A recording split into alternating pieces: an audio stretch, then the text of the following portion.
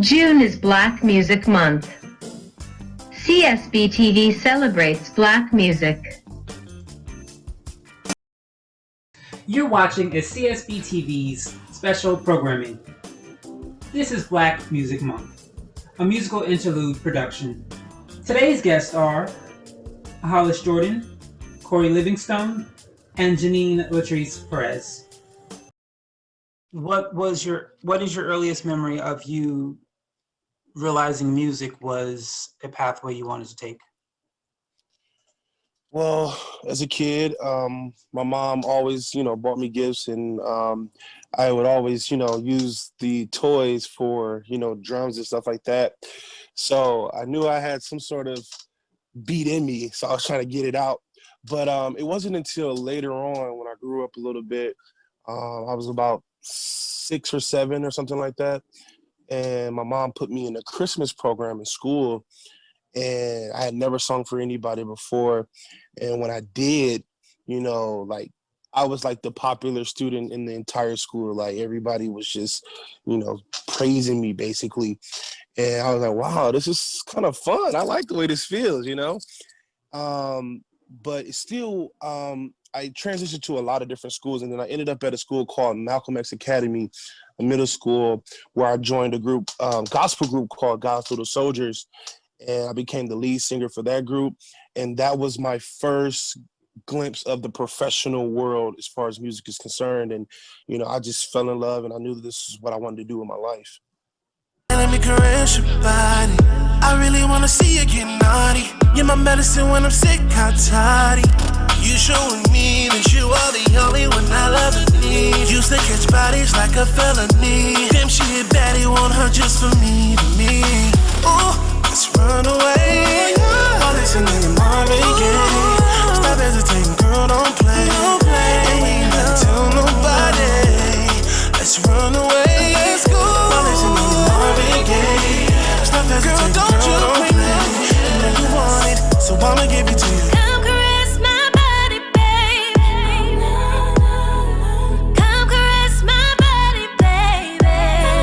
Touch me, baby. Come caress my body, baby. I need it, baby. Can you come away? Can you come away? Ooh, let's run away while listening to Marvin Gaye. Stop hesitating, girl, don't play. Don't play. And we ain't gotta tell nobody. Let's run away while listening to Marvin Gaye. Stop hesitating, girl, don't play.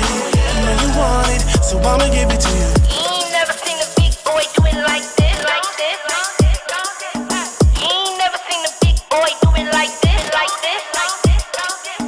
You ain't never seen a big boy do it like this, like this, like this. You ain't never seen a big boy do it like this, like this. You ain't never seen a big boy do it like this, like this. You ain't never seen a big boy do it like this, like this. When was the earliest moment you can remember that composure might be something you were interested in doing? Probably when I was, I think my early 20s. Early 20s, I was,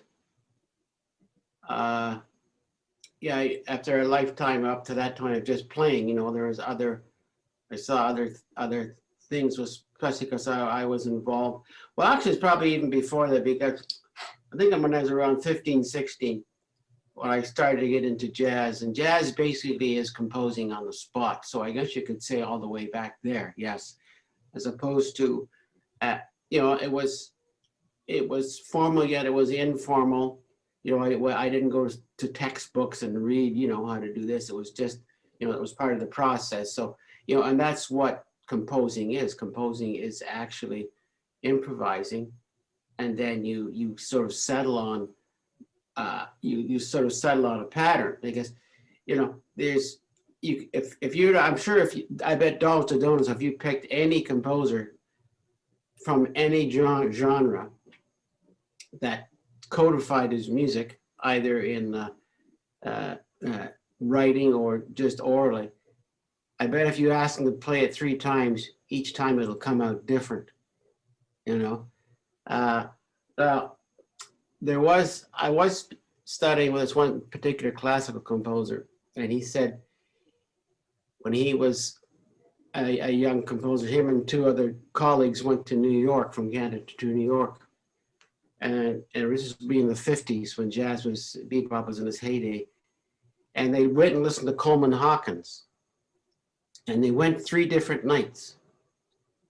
And he said he played the exact same notes each time for the same song.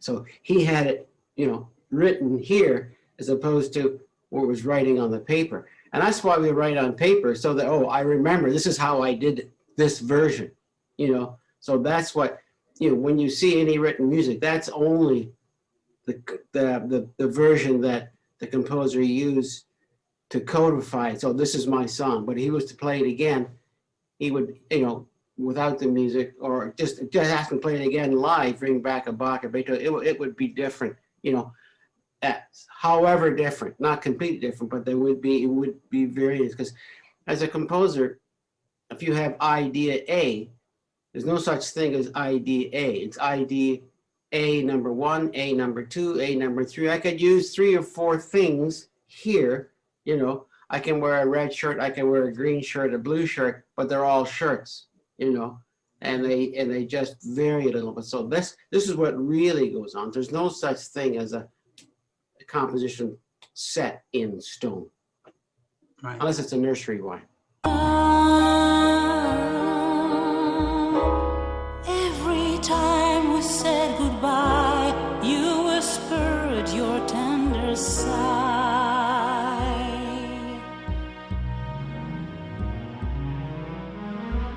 You are my first love.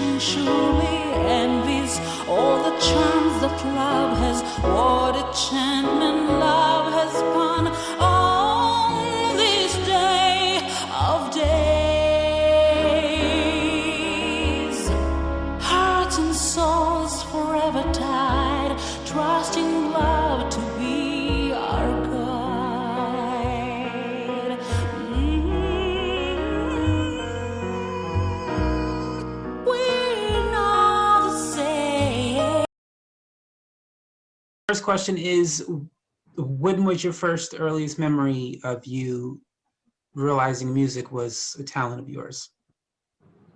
Oh, realizing that it was a talent. So like me personally realizing that it was a talent, or not someone just telling me that is. And first of all, I have to do this because I like to make sure that people know who I am.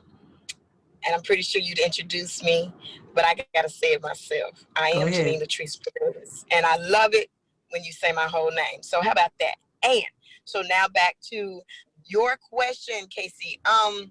When I was a little girl singing in the choir, 3, 4, 5, somewhere around there, I knew that I could sing with, the church choir, with my family choir, but it wasn't until I was 12 years old and singing in a pageant that I really had a good understanding that, I could quite possibly do this. Do what we do. It takes two. That means